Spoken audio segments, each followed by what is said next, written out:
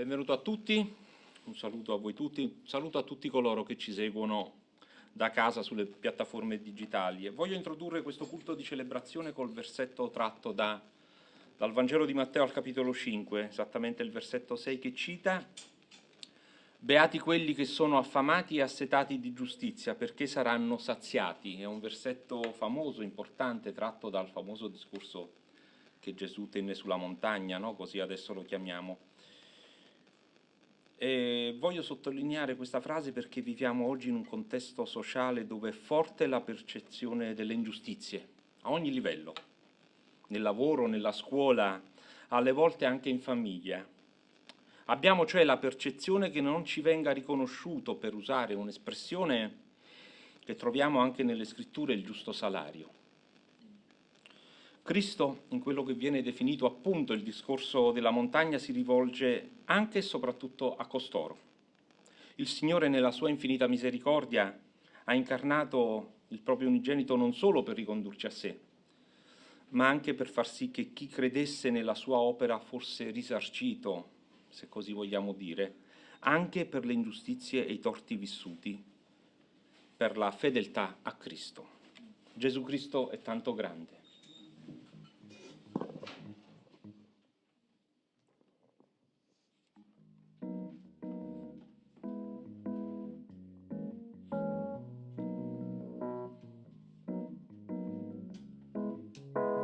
Possiamo alzarci.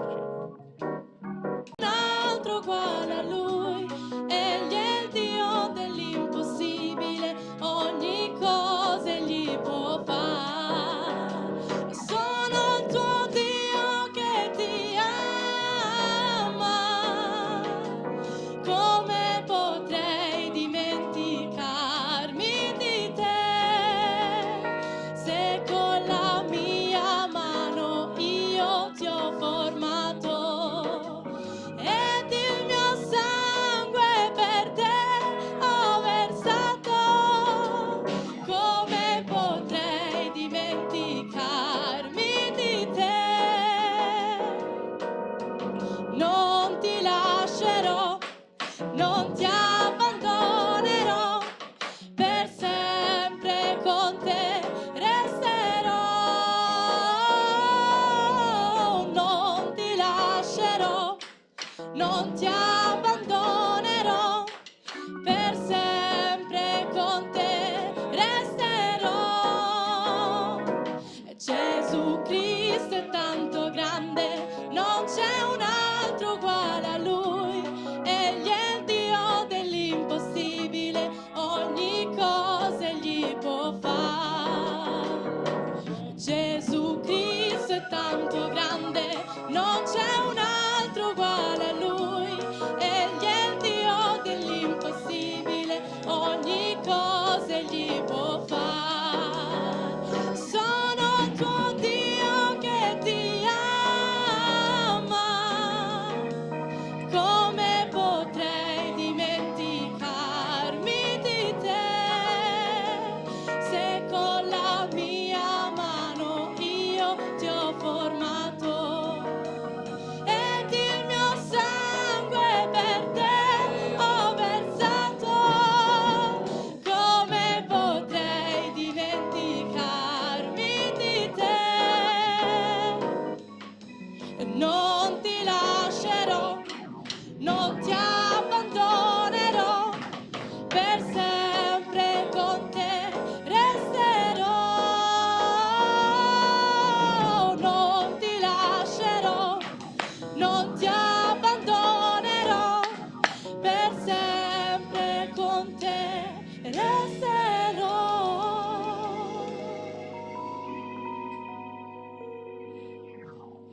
Signore Dio Padre onnipotente e misericordioso, grazie, grazie perché noi siamo oggi qui soprattutto per questa tua promessa: non ci abbandonerai mai, perché tu ci hai formato, tu ci hai plasmato e hai permesso che noi fossimo qui oggi per renderti grazie, lodarti e prostrarci davanti a te per il dono immenso del tuo unico Figlio, morto per noi sulla croce. Amen. Per questa domenica vorrei condividere con voi il Salmo 97, i primi 6 versetti. Il Signore regna, esulti la terra e gioiscano le numerose isole. Nuvole e oscurità lo circondano, giustizia ed equità sono le basi del suo trono. Un fuoco lo precede e consuma i suoi nemici tutto intorno. I suoi lampi illuminano il mondo e la terra lo vede e trema. I monti si sciolgono come cera davanti al Signore di tutta la terra. I cieli annunciano la sua giustizia e tutti i popoli vedono la sua gloria. Allora, il Salmo è chiaro, non è difficile comprendere il messaggio che ci vuole portare. Purtroppo per molti è solo difficile da accettare. Non ci sono dubbi sul suo messaggio, appunto, il Signore regna, esulti tutta la terra e gioiscano le numerose isole, c'è scritto. Qui a significare per isole tutte le terre lontane da Israele, quindi il mondo intero. Il Salmo in particolare è successivo ai precedenti salmi che fanno riferimento al periodo in cui il popolo fu esiliato in Egitto e quindi questo Salmo in particolare vuole celebrare il Signore per esaltare il carattere di Dio come sovrano, invitando sia la natura che le persone, ce lo dice, a gioire della sua giustizia e della sua protezione. In particolare il Salmo inizia, come detto, con l'affermazione che Yahweh regna non solo sul piccolo stato di Israele o su tutte le terre che aveva conquistato in passato, ma anche sulle rive lontane, le estremità della terra e perfino sui nemici che al versetto 13 vengono consumati dal fuoco tutto intorno. Ma perché gioire? A differenza dei despoti e dei dittatori umani, Dio è un sovrano benevolo. Al versetto 2 la scrittura cita: giustizia ed equità sono le basi del suo trono. Le sue sentenze non sono mai afflittive nei confronti di coloro che lo temono, anzi gli recano sollievo. Egli li custodisce e li libera dalle insidie di Satana. Egli rappresenta la fonte di tutti i doni buoni, dice la scrittura. Dio illumina e gioisce con i giusti. E in particolare ai versetti 5 e 6 non solo mi viene in mente il manifestarsi di Dio sul monte Sinai, quando recò le tavole della legge a Mosè, ma in un certo qual modo intravedo anche l'annuncio della venuta di Cristo, allora quando al versetto 6 appunto si dice: tutti i popoli vedono la sua giustizia. Cantiamo allora, gridiamo a Dio.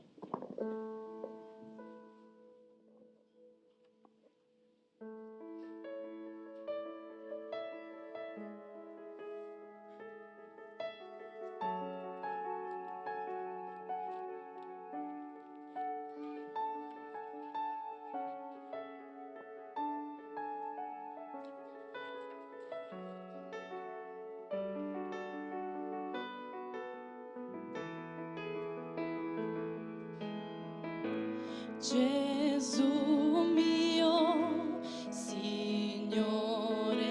nessuno è come te, per sempre io ricorderò le meraviglie del tuo amor. Rifugio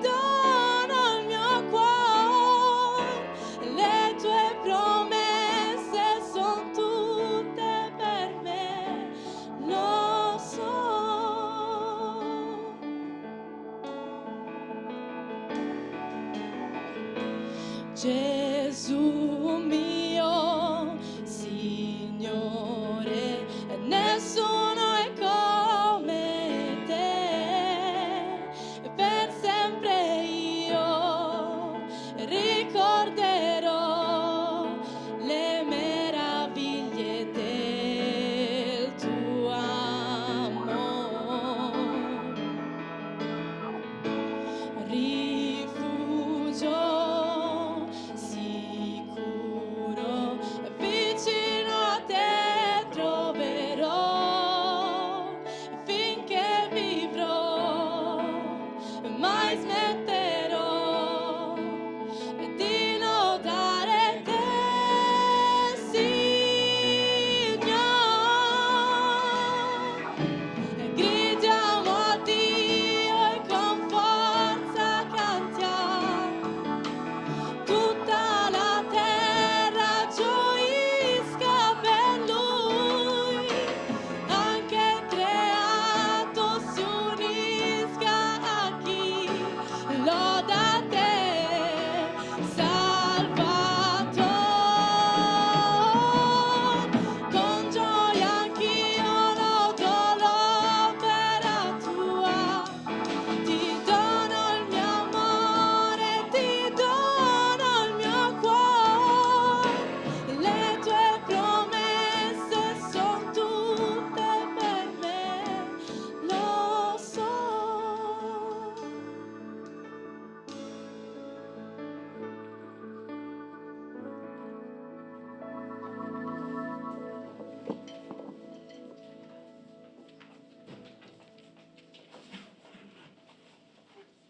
Noi siamo liberi di appartenerti, liberi di esprimere davanti a te, davanti alla tua presenza, la nostra gioia, Signore, di esprimere i nostri sentimenti, portare fuori le nostre emozioni, Signore, in una relazione riconquistata attraverso l'opera del Signore Gesù.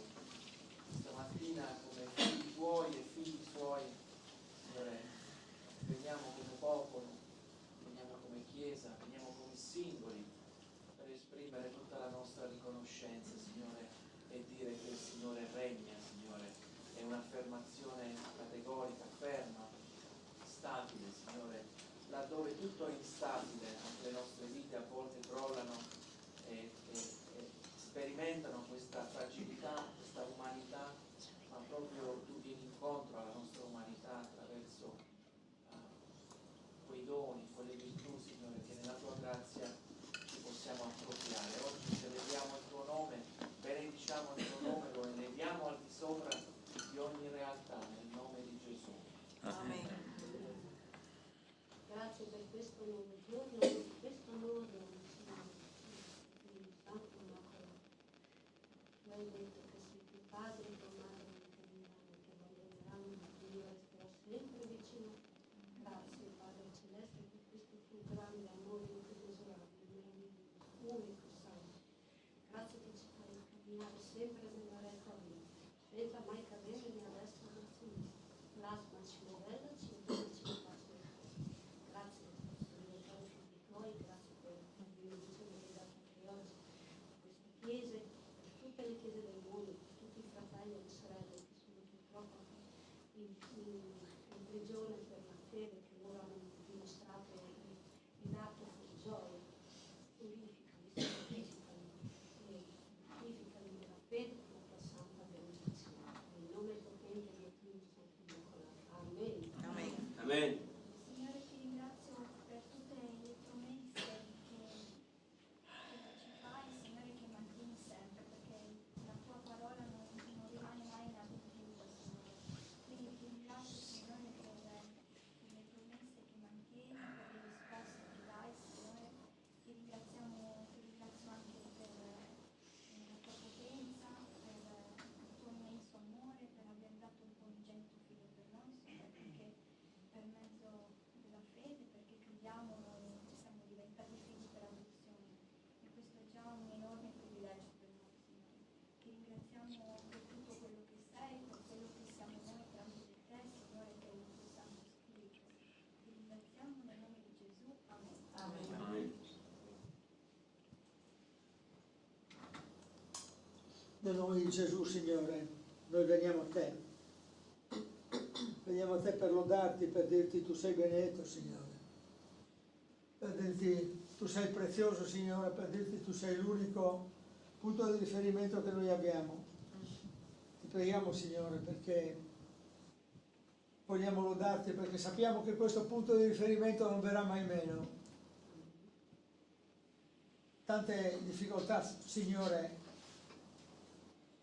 saranno accanto a noi, tanti problemi noi dovremo vivere, ma tu, Signore, sarai sempre accanto a noi. Ti lodiamo per questo, ti benediciamo per questo e ti diciamo grazie, Signore. Grazie per la salvezza che ci hai dato tramite Gesù Cristo. Grazie per le cose che tu ci insegni ogni giorno, anche quelle che dobbiamo fare. Ti preghiamo per le cose che dobbiamo fare, Signore. Ti lodiamo per le cose che tu ci dici che dobbiamo fare. Nel nome di Gesù Cristo ti preghiamo. Amen. Amen.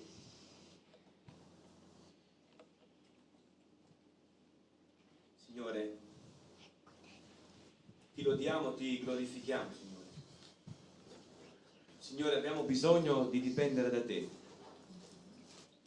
Grazie, Signore, per questa bella giornata, Signore.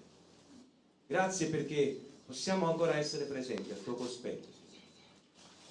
Grazie perché possiamo chiamarti Padre. Grazie per averci donato Cristo. Ti chiediamo, Signore, di stare accanto ai fratelli e alle sorelle, Signore, che stanno soffrendo in questo momento, che stanno gridando il nome tuo, Signore.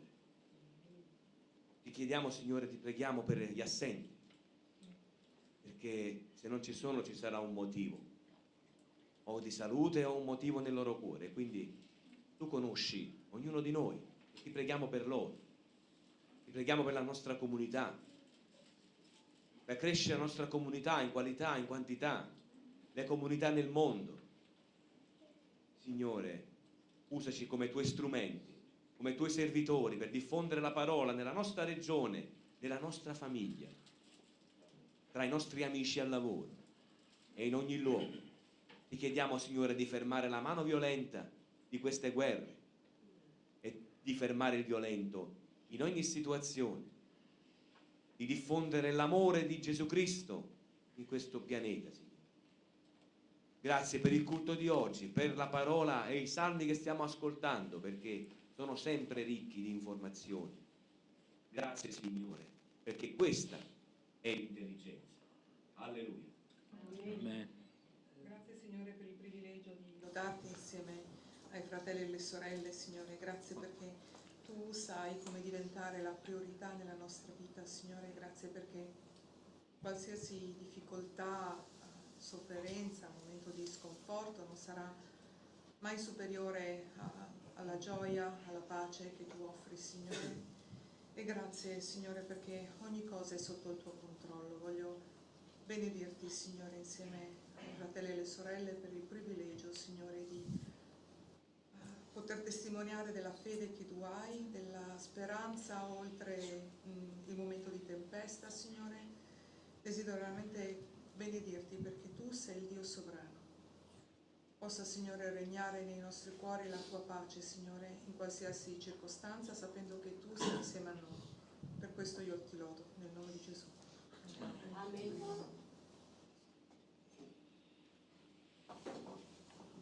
Amen.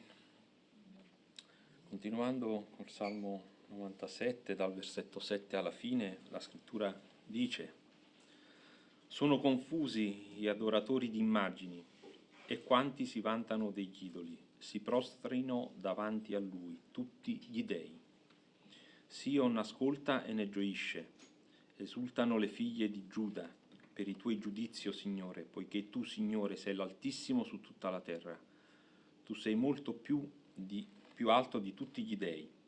Voi che amate il Signore e odiate il male, egli custodisce le anime dei suoi fedeli, li libera dalla mano degli empi, la luce è spuntata per il giusto e la gioia per i retti di cuore. Gioite nel Signore giusti e lodate il suo santo nome. Amen. Il Salmo prosegue con l'assicurazione da parte del Signore che nonostante Israele sia circondato da popoli nemici che adorano altri dei, questi saranno comunque sconfitti. Anzi, nello stesso Salmo troviamo l'assicurazione e l'invito ai nemici di Israele di prostrarsi dinanzi al Signore di Israele. Invita il popolo, il salmista e quindi tutti noi, a confidare nell'opera del Signore, sicuri che i nostri nemici spirituali saranno sopraffatti. E prima di concludere, invitando nuovamente tutti noi a gioire nel Signore, pone l'accento su un'altra particolarità, un'altra caratteristica che deve possedere chi teme Dio. Invita infatti al versetto 10 spiega come tenere fede al patto in un mondo vinto dal male. Voi che amate il Signore odiate il male, ci dice la Scrittura. Questo è il comando centrale del patto. E certamente non è un comando facile. In effetti è terribilmente difficile capire da capire e da fare. Perché cosa significa? Se ci concentriamo sulla legge che Dio diede quando appunto rinnovò l'alleanza con Israele al Sinai, allora amare il buon Dio implica odiare tutto ciò che non è buono, come l'omicidio, l'adulterio, la menzogna, ma potrei citare tante altre cose. E Gesù lo ha chiarito egli stesso una volta per tutte quando ha detto: amate i vostri nemici e pregate per quelli che vi perseguitano. E non è facile, è molto difficile separare le persone dal male che fanno. Ma se dobbiamo mostrare il nostro amore per Dio e nel modo in cui il nostro Dio ci ha amato al nostro prossimo, dobbiamo stare attenti a non demonizzare il prossimo che ci fa del male. Il nome di Gesù.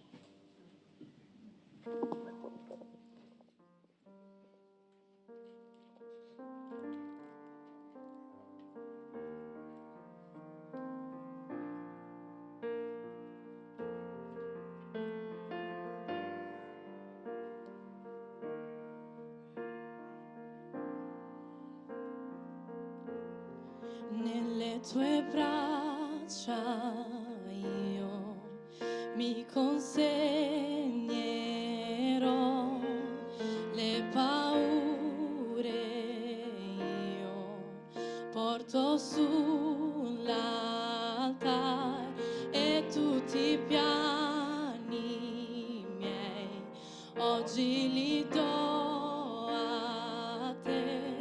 Prendi il tuo posto, oh Dio, sei il benvenuto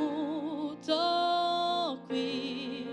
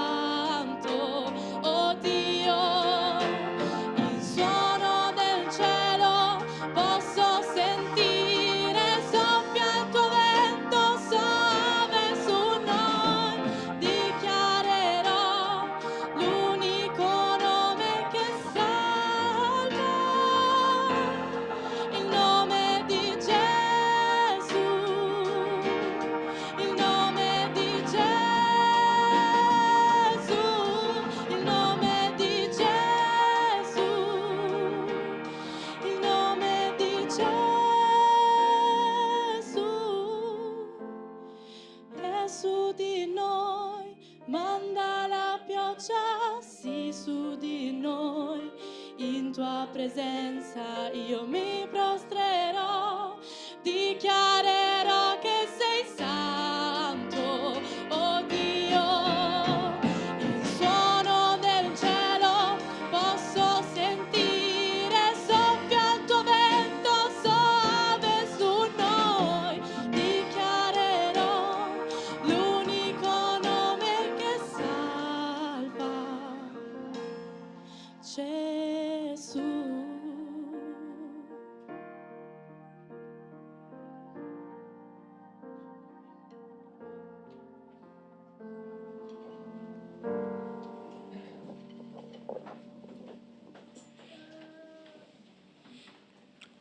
Come vogliamo edificare oggi la nostra comunità? Cosa volete dire che possa essere d'aiuto a noi? Pensavo al manda la pioggia, no? Mentre cantavamo abbiamo detto Avremmo Signore, bisogno. manda la pioggia. Ne abbiamo bisogno. E chiaramente il Signore manda la pioggia perché abbiamo un'Italia al secco, come si dice, no? Però pensavo a quel manda la pioggia quando ci alziamo la mattina e diciamo adesso cosa farò io per te, Signore? Come posso favorire che tu mandi la pioggia? Quella pioggia di benedizione su coloro che incontreremo, coloro con i quali parleremo in quella giornata. Allora mi fa riflettere quanto sia importante la mattina, come dire, impostare il navigatore, no? Della nostra giornata, la direzione che vogliamo prendere, perché se non impostiamo la direzione perdiamo una grande occasione di dire al Signore manda la pioggia. E a volte questa pioggia arriva attraverso le nostre vite, attraverso quello che possiamo dire e fare nel nostro piccolo. Questa settimana, sicuramente altri potranno dire qualcosa, è una grande settimana dove ci sarà della pioggia nella nostra città. Ci saranno tante persone, ci sarà questa grande occasione di dire al Signore manda la pioggia, e proveremo questa settimana in qualche modo attraverso la distribuzione delle Bibbie, attraverso quello che il Signore ci permetterà di benedire questa città, affinché ci sia una benedizione per questa città.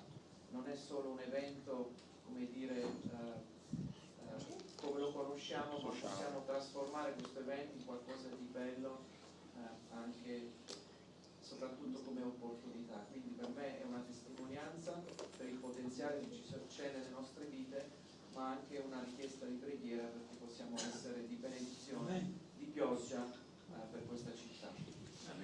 Amen. Sì, Amen. volevo dire anche qualcosa.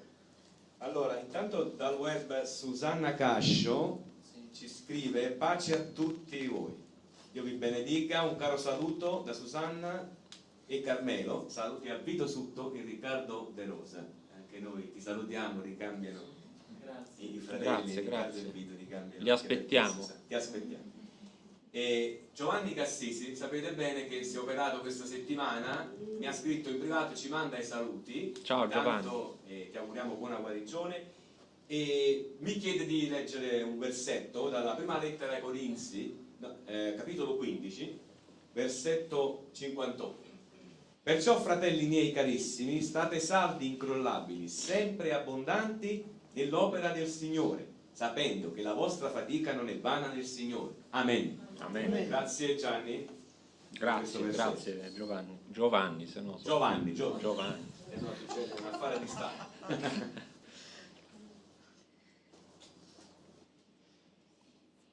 Venerdì ci siamo incontrati per la preghiera e ci ha guidato Paolo, che con Valentina è partito per il Marocco per un viaggio di piacere, penso, di turismo, insomma. Per diporto. E abbiamo avuto modo di ulteriormente di condividere insieme quanti eravamo queste preghiere. Abbiamo chiesto veramente con parole diverse che il Signore mandi la pioggia, e ci siamo anche detti che noi siamo pronti ad accogliere le benedizioni del Signore, siamo pronti a rimandarle ad altri per essere a nostra volta di benedizione. Abbiamo messo alcuni soggetti di preghiera, di persone che hanno avuto la nostra testimonianza. Per esempio c'è stato un festival del cinema orientale con film che sono stati diciamo proiettati, girati, pensati e la regia era di Corea del Sud, Indonesia, India, Cina, soprattutto Giappone, e in questa occasione abbiamo potuto mettere appunto come Gedeoni delle coppie proprio nelle sale e quindi ufficialmente il Fariste, così si chiama questa manifestazione, ha partecipato, non dico soltanto permesso, ma addirittura dico partecipato alla distribuzione di un certo numero di copie, pochissime, 32, però in lingua inglese, però anche questa è stata pioggia. Amen. Io ringrazio il Signore perché saranno stati 9 anni, forse più o meno, che una delle mie sorelle, che abita nello stesso paese mio, è venuta a trovarmi con suo figlio, cioè mio nipote, perché si è laureato in ingegneria, e mi ha portato la bomboniera. È stata una cosa, cioè non me l'aspettavo proprio, perché lei un medico mi ha fatto i complimenti, perché insomma nonostante quello che aveva lasciato il segretario, abbiamo insomma fatto qualcosa di carino. E ho detto, ma chissà, quasi quasi, ha visto comunque, perché poi ho messo nel muro un bellissimo versetto, e sai, tante cose parlano comunque del Signore a casa nostra, anche alla porta finale. Per cui ho detto, guarda, la prima volta che mi ha abbracciato, non mi aveva mai abbracciato, lei mi ha preso e mi ha abbracciato. Ho sentito un'emozione stranissima, ho detto, Signore, grazie, perché spero veramente che sì, questa cosa per me è una grande benedizione. Sì. I rapporti familiari, sì, quello che si diceva prima, no?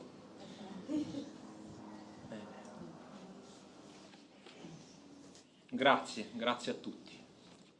Passerei adesso alla cena del Signore e oggi non voglio partire dalle scritture per introdurre questo momento, ma vorrei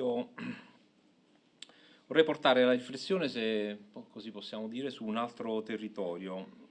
Voglio arrivarci alle scritture in relazione a quanto detto finora, chiaramente.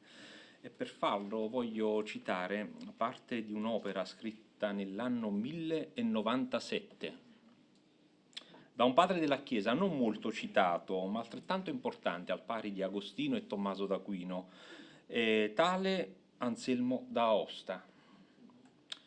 All'epoca era l'arcivescovo di Canterbury. Ci ha messo un anno per scrivere quest'opera, che si chiama Cur Deus Homo. I professori di latino mi perdoneranno per la mia pronuncia.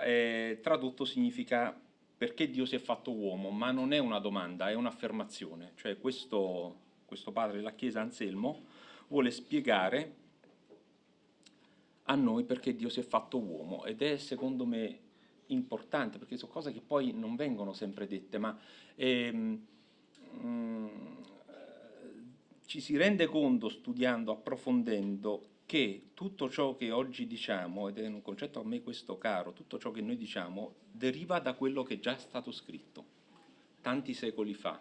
Questa opera in particolare ancora oggi produce dibattito nei teologi moderni. Perché? Perché in quest'opera in particolare Anselmo ha elaborato la cosiddetta dottrina, proprio dottrina dell'incarnazione, e ci vuole spiegare, appunto, a un certo punto ci spiega che Dio ha voluto salvare l'umanità poiché ogni uomo possa essere felice, e che la felicità dell'uomo è godere pienamente di Dio. Ancora parte, per questo suo ragionamento, dal presupposto che l'uomo è stato creato e ancora lo è, razionale ma anche morale. Non solo deve distinguere tra bene e male, ma deve anche scegliere tra bene e male. E poiché, dice, creatura di Dio, non potrà che scegliere il bene, in maniera tale da poter adempiere al fine del suo essere creato, cioè godere ed essere felice in Dio. L'uomo è tuttavia, sin dalla caduta, peccatore, è incapace di scegliere Dio. Così Dio deve restituire l'uomo alla santità, perché solo allora può scegliere il sommo bene, dice. Dio, in armonia con la sua natura e il suo scopo per la creazione, deve salvare l'uomo, poiché è necessario completare nella natura umana ciò che egli ha iniziato. Non può lasciarci così. Anselmo non tralascia un altro fattore per il quale Dio ha deciso di salvare l'umanità, il suo amore. E riassumendo quanto detto finora, sperando di essere stato chiaro, il ragionamento di Anselmo prevede che l'uomo è stato creato per essere felice. Nessun essere può arrivare alla felicità se non liberandosi dal peccato, nessun uomo passa questa vita senza peccato e di conseguenza è necessaria la remissione dei peccati. Logico. E ciò poteva avvenire solo attraverso l'incarnazione e la morte di Cristo. Questa è la risposta alla domanda iniziale. Il suo sacrificio, proprio perché a noi incomprensibile, è sufficiente affinché su di lui siano ricadute tutte le colpe degli uomini presenti, passati e futuri. Ecco perché Dio si è incarnato, dice. Ecco perché vogliamo ricordarlo e contemporaneamente annunciare il suo ritorno attraverso i simboli che oggi andiamo a prendere. Graziano, per cortesia, se vuoi pregare per noi.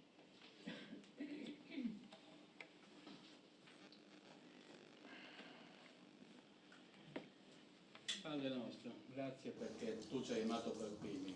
Noi non meritavamo tutto questo perché noi siamo stati ribelli, peccatori, ma tu hai voluto amarci dando il tuo figlio e noi oggi lo celebriamo, ricordiamo quello che ha fatto per noi, è venuto su questa terra da uomo, si è incarnato, è morto sulla croce, ha dato il suo corpo e il suo sangue affinché noi, mediante questo, potessimo essere salvati, credendo in Lui come unico Salvatore e Signore. Di questo ti ringraziamo, Signore, e noi siamo qua a celebrarlo. Amen. Amen.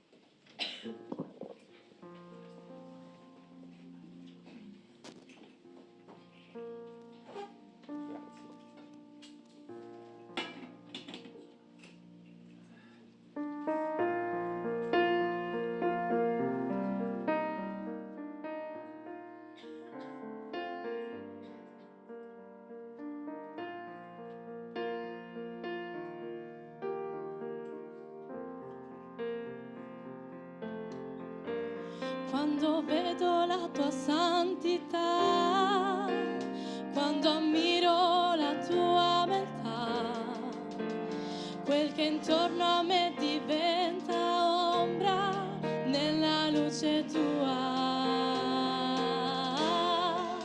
Quando ho trovato la via al tuo cuore, tu mi hai dato gioia e vero amore, e io scopro la vera ragione per cui esisto. Per adorarti, Signor, per adorarti, Signor, la ragione per cui vivo è adorarti, Signor. Per adorarti,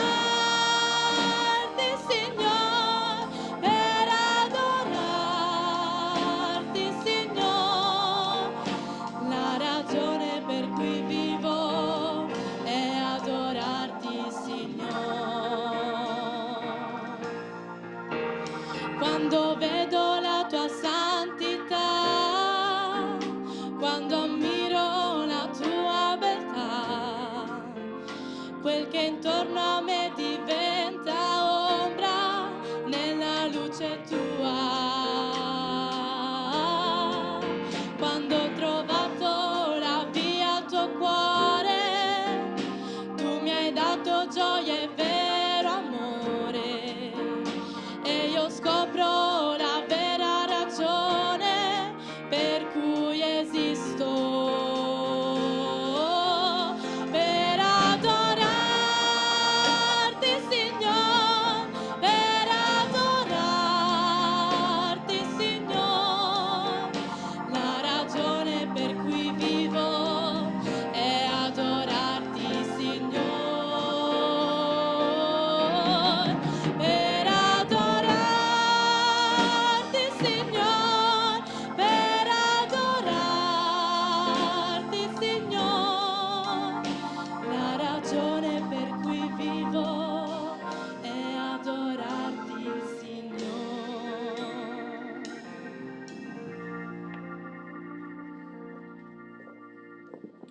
La parola a Vittorio.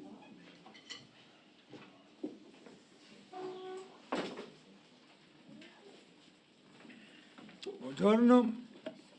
Ecco la ragione per cui viviamo. Deve essere assolutamente questa, per adorare il Signore. Ora, noi facciamo delle altre cose durante la settimana. Abbiamo i nostri gusti, le nostre passioni, le nostre anche debolezze, ma dobbiamo vivere fondamentalmente per adorare il Signore.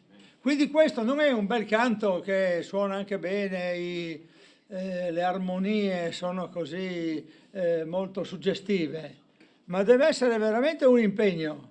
Quando noi lo pronunciamo davanti a Dio, noi non stiamo dicendo buongiorno, buona giornata formalmente, ma stiamo dicendogli: Signore, noi viviamo per adorarti. E questo è un po' anche collegato con quello che dobbiamo dire dopo. Dobbiamo parlare un po', non soltanto di quello, ma un po' anche delle opere oggi. Perché io avevo dato un titolo a questa riflessione che è questo: puntini puntini, anche le opere. Non solo, ma anche. E allora andiamo a cercare il testo che ci accompagna con le mie riflessioni di queste settimane, che è la lettera a Tito, che è un brano del quale noi abbiamo letto già 2 capitoli, ma io vorrei richiamarmi al secondo capitolo per continuare poi fino alla conclusione. La lettura sarà abbastanza breve, anche se sostanzialmente impegna una parte del secondo capitolo e il terzo stesso, che ha 15 versetti. Prima di tutto questo chiediamo sempre l'aiuto del Signore, che è Lui che guida le nostre parole, i nostri pensieri, le nostre letture, perché noi abbiamo detto viviamo per adorarti, Signore. E allora anche questo è un atto di adorazione, anche se in questo momento sarà soltanto per qualche minuto un atto di lettura. Signore che sei nei cieli, noi ci impegniamo per adorarti, Signore. La ragione per cui vivremo sarà per adorarti, Signore. Faremo anche dell'altro. Passeremo il nostro tempo libero, avremo il nostro lavoro, avremo le nostre famiglie, vivremo affettivamente nelle nostre famiglie. Ma la ragione centrale per cui vivremo, Signore, sarà per adorarti. E ti aiutiamo, ti preghiamo, Signore, affinché tu ci aiuti a prendere veramente sul serio questo impegno. Questo impegno sarà la lettura, la preghiera, sarà anche le opere, perché anche questo noi dobbiamo fare per adorarti, Signore. E ti preghiamo di guidare tutta la riflessione che noi faremo insieme, coloro che ascolteranno, chi parla, e che queste parole poi possano essere oggetto di riflessione, di revisione anche più avanti, di rilettura. Signore, per adorarti noi ti diciamo lode al tuo Figlio Gesù Cristo. Amen. E dunque dicevo che vorrei riprendere dal versetto 11 della lettera a Tito, secondo capitolo. Infatti la grazia di Dio, salvifica per tutti gli uomini, si è manifestata e ci insegna a rinunziare all'impietà e alle passioni mondane per vivere in questo mondo moderatamente e giustamente in modo santo, aspettando la beata speranza e l'apparizione della gloria del nostro grande Dio e Salvatore Cristo Gesù. Egli ha dato se stesso per noi per riscattarsi da ogni iniquità e purificarsi un popolo che gli appartenga, zelante nelle opere buone.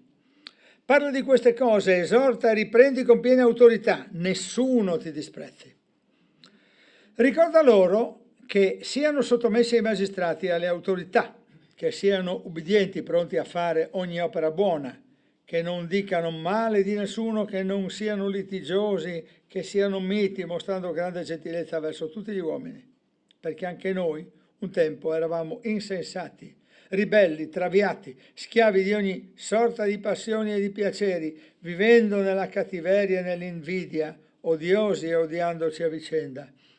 Ma quando la bontà di Dio, nostro Salvatore, e il suo amore per gli uomini sono stati manifestati, egli ci ha salvati, non per opere giuste da noi compiute, ma per la sua misericordia mediante il bagno della rigenerazione, del rinnovamento dello Spirito Santo, che egli ha sparso abbondantemente su di noi per mezzo di Cristo Gesù nostro Salvatore, affinché, giustificati dalla sua grazia, diventassimo in speranza eredi della vita eterna. Certa è questa affermazione e voglio che tu insista con forza su queste cose, perché quelli che hanno creduto in Dio abbiano cura di dedicarsi a opere buone. Queste cose sono buone e utili agli uomini, ma quanto alle questioni stolte, alle genealogie, alle contese, alle dispute intorno alla legge, evitale, perché sono inutili e vane. Ammonisci l'uomo settario una volta, anche due, poi evitalo, sapendo che un tal uomo è traviato e pecca condannandosi da sé. Quando ti avrò mandato Artemas o Tichico, fa il possibile per venire da me a Nicopoli, perché ho deciso di passarci l'inverno. Provvedi con cura al viaggio di Zena, il giurista, e di Apollo, perché non manchi loro niente. Imparino anche i nostri a dedicarsi a opere buone, per provvedere alle necessità affinché non siano senza portar frutto. Tutti quelli che sono con me ti salutano, saluta quelli che ci amano nella fede. La grazia sia con tutti voi. Amen. Ecco dunque, riprendo laddove avevo accennato la volta scorsa, la salvezza manifestata. È interessante questa salvezza manifestata, perché tu proprio questa salvezza l'hai vista, questa salvezza manifestata l'hai vista con i tuoi occhi. Matteo 11, versetti da 2 a 4. Sentite un po' che cosa succede quando Giovanni Battista dalla prigione chiede perché lui era in prigione, fa chiedere a Gesù: ma dobbiamo aspettare un altro o sei tu? Quando è finito di dare le sue istruzioni ai 12 discepoli, ecco, riprendo dal versetto numero 1, Gesù se ne andò di là per insegnare e predicare nelle loro città. Giovanni, avendo nella prigione udito parlare delle opere del Cristo, mandò a dirgli per mezzo dei suoi discepoli: sei tu colui che deve venire o dobbiamo aspettare un altro? Gesù rispose loro: andate a riferire a Giovanni quello che udite e vedete. I ciechi recuperano la vista, gli zoppi camminano, i leprosi sono purificati e i sordi odono, i morti risuscitano e il Vangelo è annunciato ai poveri. Beato colui che non si sarà scandalizzato di me. Ecco dunque che, insomma, questa salvezza manifestata l'hai vista, perché queste cose sono già accadute, ma anche chi non ha visto queste cose direttamente le ha sentite nel proprio cuore perché lo Spirito gli ha parlato. Cristo dunque, primo concetto, è stato vivo, operativo, morto, risorto. Secondo concetto, l'azione dello Spirito. Questo è noto, questo è il passato, un passato presente, perché Cristo opera ancora. Lui è con noi fino alla fine. E quindi, per quanto ci troviamo di fronte a un'affermazione che è passata nella storia, è ancora presente. E si noti questa congiunzione tra passato e presente. Si noti questa coniugazione che insegna a rinunciare all'impietà, rinunciare alle passioni mondane, agli eccessi, a vivere moderatamente, in quel sottile equilibrio per cui le passioni sono messe in secondo piano. Non le taglio di netto, tant'è vero che si parla di vivere, guardate questo avverbio importante, moderatamente. Un'espressione che è abbastanza diffusa nella nostra lingua italiana, probabilmente l'avete sentita. Non bisogna buttare via l'acqua col bambino dentro. Se l'acqua è sporca, butto via l'acqua, non butto via il bambino. E questa è un'espressione che non è biblica, ma che ci induce a capire che ci sono delle cose che hanno anche la loro fattibilità, ma debbono essere inquadrate in una cornice di equilibrio e di moderatezza. Vivo appassionatamente la vita che mi offre molte cose, ma uso sempre l'equilibrio.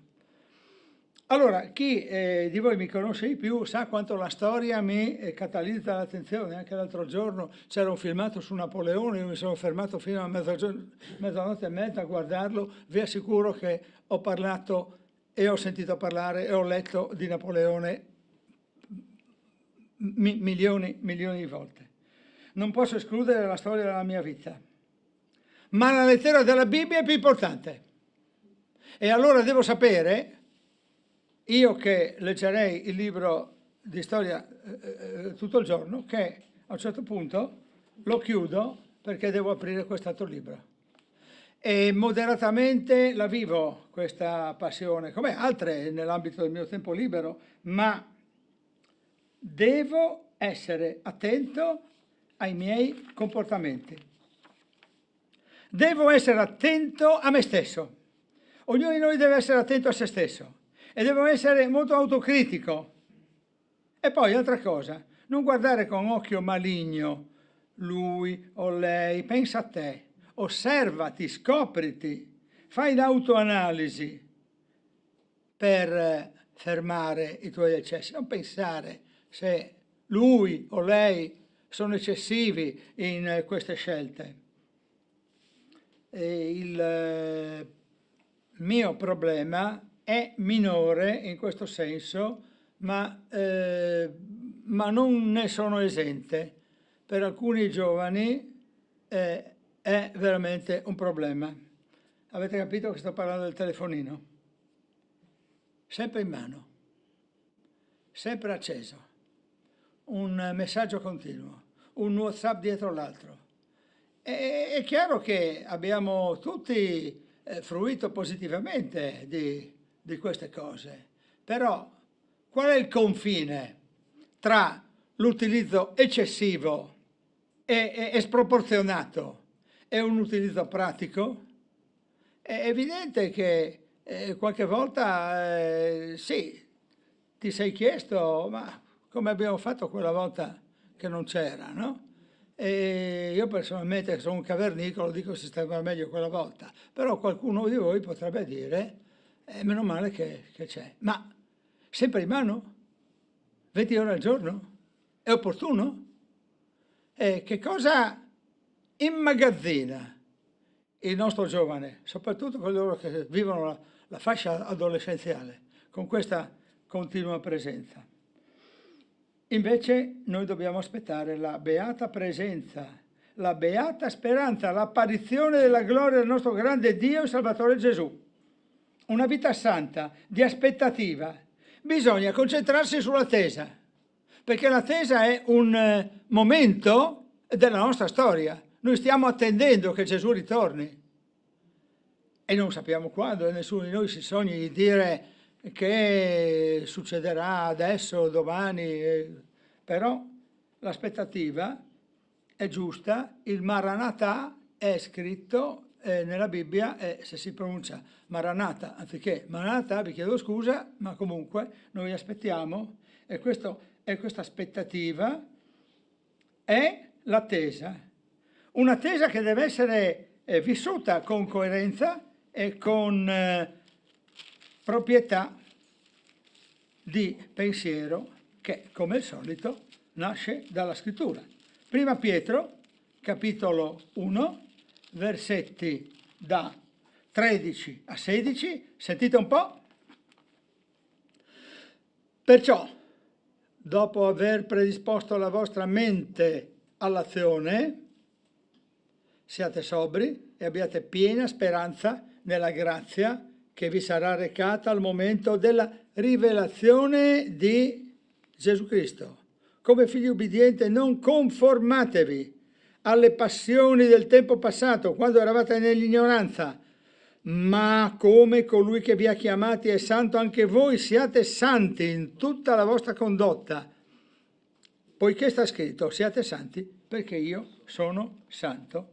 Ed è questa l'aspettativa che noi dobbiamo avere, che leggiamo poi in altri passi. Io vorrei rimandarvi anche a Romani capitolo 12, i versetti sono il primo e il secondo. Sentite un po' che cosa dice l'Apostolo Paolo parlando appunto con i Romani. Vi esorto dunque, fratelli, per la misericordia di Dio, a presentare i vostri corpi in sacrificio vivente, santo, gradito a Dio. Questo è il vostro culto spirituale. Non conformatevi a questo mondo, ma siate trasformati mediante il rinnovamento della vostra mente, affinché conosciate per esperienza quale sia la volontà di Dio, la buona, gradita e perfetta volontà. E anche prima Corinzi, al capitolo numero 6, al versetto numero 20, ci richiama su questo. Sentite un po', poiché siete stati comprati a caro prezzo. Glorificate dunque Dio nel vostro corpo. Le nostre azioni sono queste, quelle di glorificare Dio nel nostro corpo. È un modo per mettere in pratica la parola, per essere attivi, per essere operativi, per dire non soltanto il pensiero ma anche le opere. Prima Giovanni 3, 1-3, sentiamo un po' come l'Apostolo Giovanni ci richiama a queste attenzioni. Il capitolo, ripeto, è il 3, i versetti dall'1 al 3. Vedete quale amore ci ha manifestato il Padre, dandoci di essere chiamati figli di Dio? E tali siamo. Per questo il mondo non ci conosce, perché non ha conosciuto Lui. Carissimi, ora siamo figli di Dio, ma non è stato ancora manifestato ciò che saremo. Sappiamo che quando Egli sarà manifestato saremo simili a Lui, perché lo vedremo come Egli è. E chiunque ha questa speranza in Lui si purifica come Egli è puro. Siate santi, siate purificati. Certo, Cristo si è manifestato, lo sappiamo tutto. Ha fatto dei miracoli, i sordi hanno udito, i ciechi hanno visto, i morti sono risuscitati.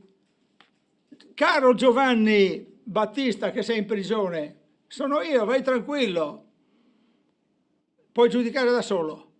La storia ha già parlato di Dio, che si è glorificato in Cristo Gesù. Ma ci sarà un ulteriore momento di manifestazione, che sarà il momento definitivo, quello in cui ci sarà la manifestazione, appunto, totale, la manifestazione definitiva. Il nostro grande Dio e Salvatore Gesù Cristo, guardate come viene chiamato, tornando al passo da quale siamo partiti, che è Tito, il nostro grande Dio e Salvatore Gesù Cristo. Andiamo a dire agli amici che dicono che Cristo non è Dio. Dio è Salvatore Gesù Cristo. Ha dato se stesso per noi, per riscattarci, per purificarci. Siamo un popolo di sua appartenenza, dobbiamo comportarci di conseguenza, con delle opere buone. Nella vita prima la pulizia di Cristo, poi le opere. Perché se io non sono pulito, che opere buone posso fare? Mi viene in mente una persona che pulisce una parte delicata della casa. Quale può essere, signore? La cucina, no? Io vado a pulire la cucina con le mani sporche. Come faccio a fare pulizia? Allora io devo essere pulito dentro e soltanto il rinnovamento che mi dà lo Spirito Santo mi permette di essere pulito dentro, perché io, per quanto sia bravo e faccia buone opere, non potrò mai essere pulito dentro, perché chi crede che con le buone opere si possa ottenere qualche cosa da Dio, a costui potremmo dire, ma è sufficiente allora questo? È sufficiente che tu dia 16 milioni di euro per costruire un capannone all'interno del quale si possono costruire delle case per le persone bisognose? O il capannone doveva essere di 18 milioni di euro e magari non basta 20 milioni di euro? Come fai a sapere se le tue buone opere colmano la tua manchevolezza? Ecco perché il Signore ci dice: prima di fare le buone opere, tu devi essere pulito, tu devi avere chiesto perdono dei peccati, dobbiamo dirlo questo ai nostri amici. Tu devi essere pulito dentro, tu devi avere il perdono dei peccati. Quando tu hai il perdono dei peccati, tu sei una nuova creatura, allora sì che puoi partire. Se no, pulisci la cucina con le mani sporche e non funziona. Eh sì, il cuoco sa meglio di me queste cose. E quindi insegna questo e, virgola, nessuno disprezzi questo insegnamento portato a te. Nessuno sottovaluti questo aspetto. Non si dica, ma si dà in fondo. No, tu sei autorevole, caro Tito, quando parli, l'aveva detto anche a Timoteo, tu sei autorevole quando parli e parla con autorità e poi agisci. Però, soprattutto, nessuno sottovaluti, e questo significa non lasciarti sottovalutare da nessuno. Non occorre litigare, perché abbiamo appena letto che non bisogna essere litigiosi, però affermare con decisione la propria personalità e la propria vita rinnovata in Cristo è anche un dovere da parte nostra, non è soltanto un diritto. E quindi nessuno ci sottovaluti, perché non siamo 4 gatti, siamo 4 anime rinnovate da Cristo. Ogni tanto noi abbiamo, no, questo modo di parlare anche nelle nostre comunità rinnovate da Cristo. Sì, insomma, nella nostra comunità siamo 4 gatti. No, non siamo 4 gatti, siamo 4 anime rinnovate dallo Spirito Santo. Scusate, se è poco. Valgono più 4 anime rinnovate dallo Spirito Santo o 40.000 anime che non conoscono lo Spirito Santo? A voi l'ardua sentenza. E quindi nessuno sottovaluti. E nessuno sottovaluti significa anche, ripeto, non lasciatevi sottovalutare. Se non capisce, non importa, capirà un'altra volta, forse mai, non so, non è affare mio, però io dico no, momento. Però dopo tutto questo agisci, ricorda, poi, quasi per contrasto a tutto quello che ha detto, nessuno sottovaluti, però siate sottomessi. Siate sottomessi alle autorità. Più volte ritorna nella scrittura questo passaggio di sottomissione, questo ordine, questo comandamento proprio di sottomissione all'autorità, che vuol dire anche non disprezzare. Ogni tanto anche il mondo cristiano è stato incline a questo sdegno, no? Questi politici, attributi, aggettivi che vengono dati a questi politici, indipendentemente che noi abbiamo una sensibilità, come si dice oggi, centrodestra o centrosinistra, qualche volta siamo stati spregiativi nei confronti di alcune figure politiche, magari quelle che rappresentano un mondo che noi non condividiamo. Non il rifiuto sdegnoso nemmeno. Wow. Sono tutti ladri. Perché non è vero? Perché noi mentiamo. Se noi cristiani diciamo che i politici sono tutti ladri, noi diciamo una menzogna davanti a Dio. Ce ne fosse uno solo che non è ladro, noi mentiamo se diciamo che sono tutti ladri. Quindi attenzione al linguaggio che abbiamo e attenzione anche a quello che è il nostro atteggiamento nei confronti dell'autorità, che ci chiede delle cose, anche di andare a votare, per esempio, no? E quindi che ci chiede di guardare con rispetto a queste autorità. Abbiamo portato, dico abbiamo perché siamo noi che l'abbiamo fatto, un Nuovo Testamento, quello di Gideon's International, italiano, inglese, francese e tedesco, al sindaco di Udine, perché è un'autorità che merita il nostro rispetto. Non tutti quelli che sono qui dentro, che sono del comune di Udine, forse non tutti, hanno votato per questo professor Felice De Toni, che è diventato il sindaco di Udine. Non ci interessa sapere chi ha votato o chi non ha votato per lui. Ci interessa sapere che lui è un'autorità e lui è meritevole di stima e rispetto.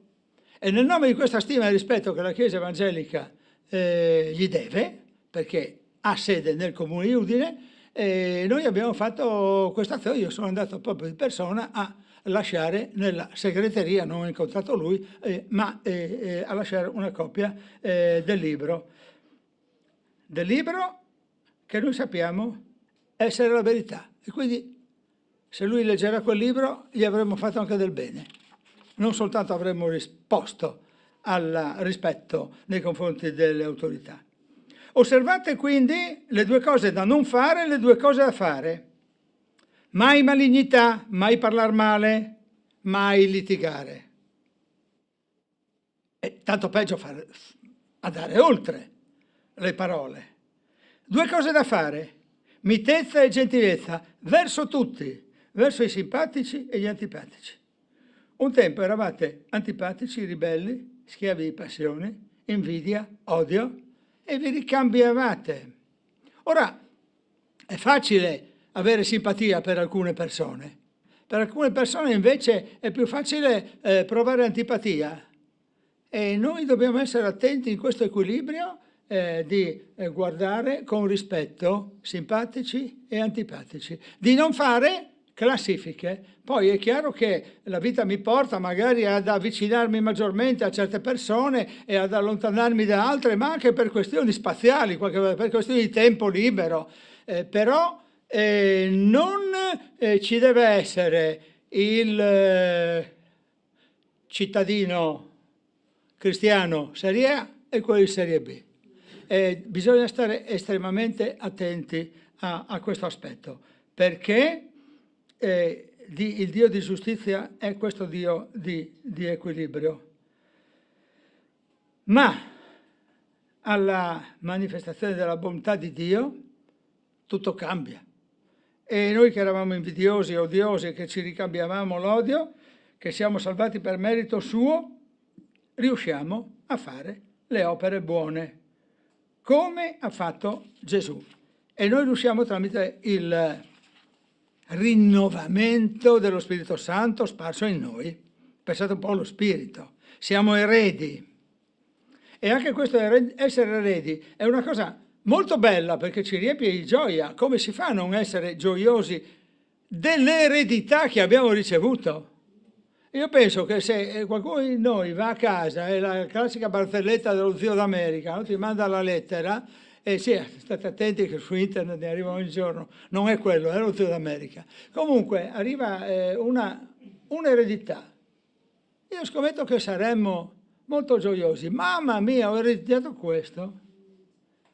E basta che non erediti un prato da segare, per piacere zio.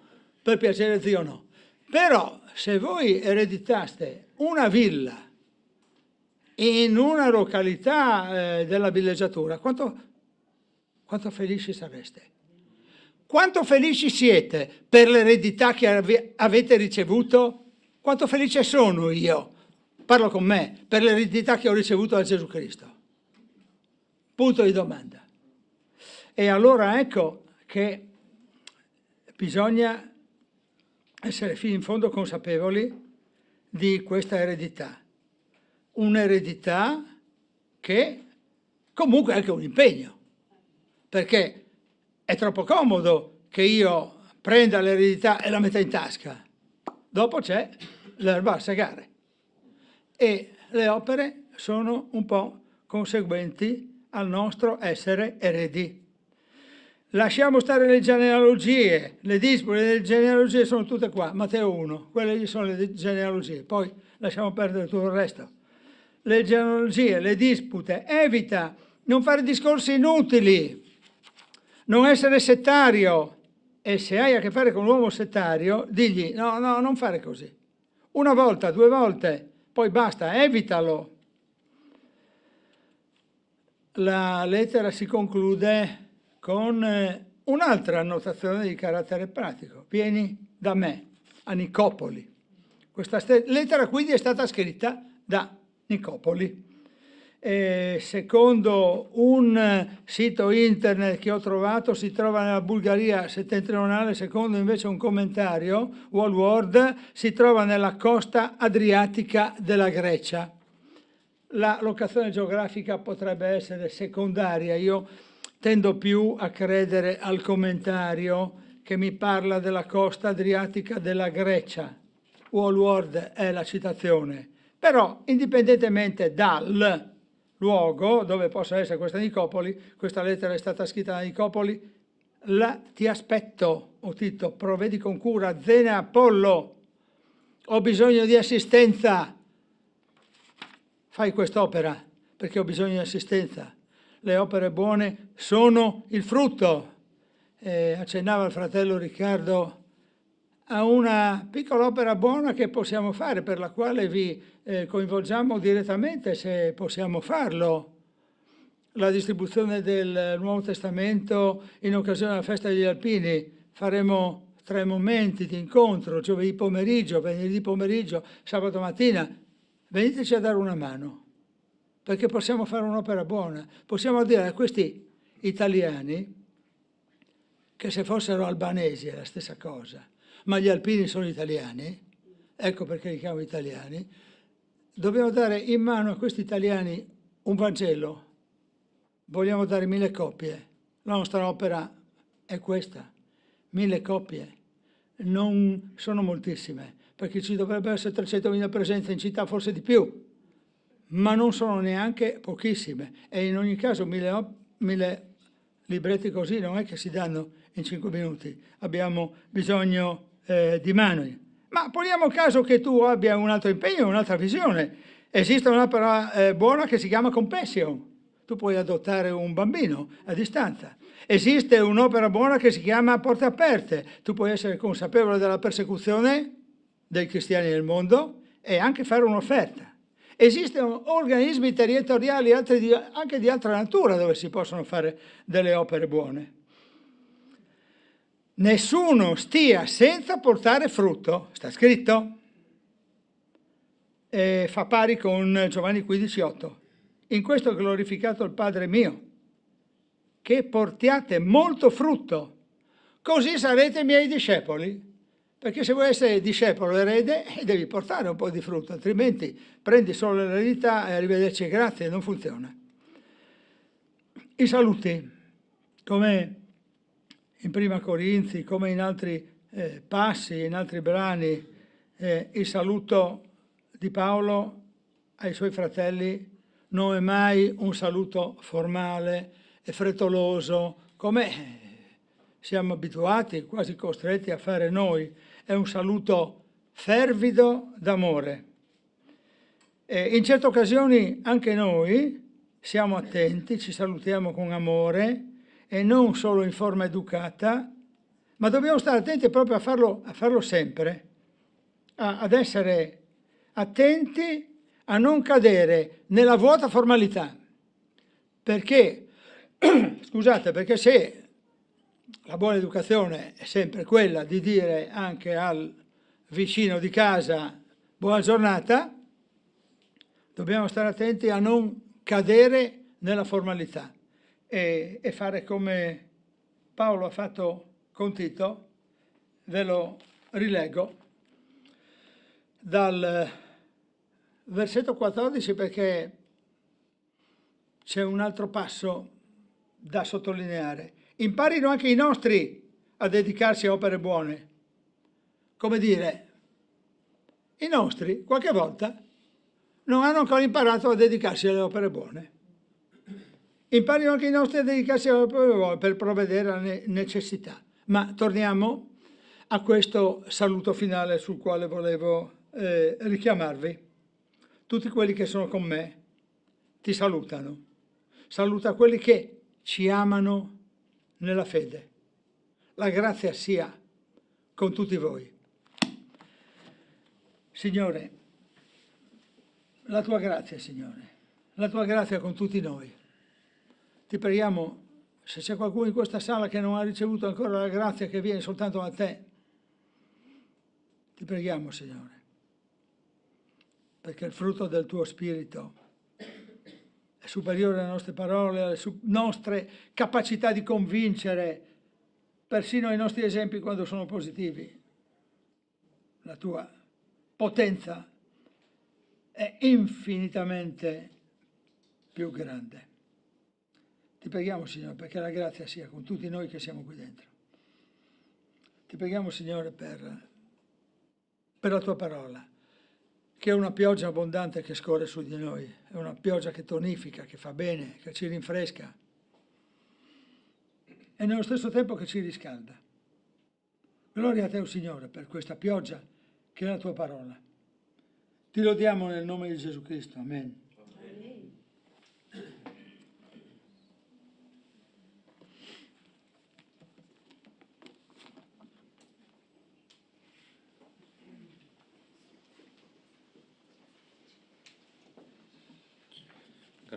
Grazie Vittorio, che Dio possa ogni istante della nostra vita fare giungere la pioggia, la sua grazia sulle nostre vite e su tutti coloro che ancora non hanno accettato Cristo come proprio Salvatore. Andiamo verso la conclusione con l'ultimo canto, Agnus Dei.